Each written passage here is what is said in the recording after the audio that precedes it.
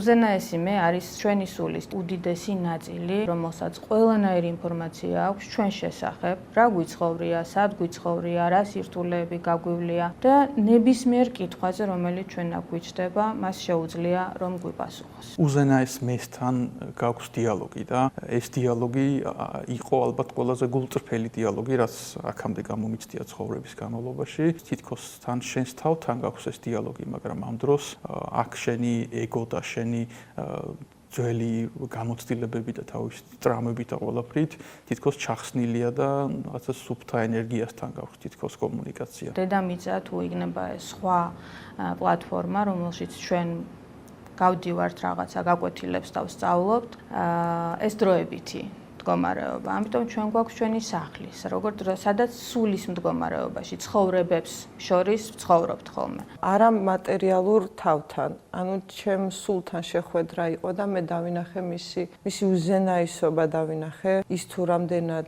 ძლიერია, რამდენად სრულყოფილია და დავინახე ის თუ რამდენად პატარა და უმნიშვნელო ეს სხეული, რომელსაც ახლა ამ წუთას ვატარებ. ასევე გამოვიტანე უზარმაზარი სიყვარული და ყოველ დღე აი ჩემი სულის სიყვარულით დავდივარ.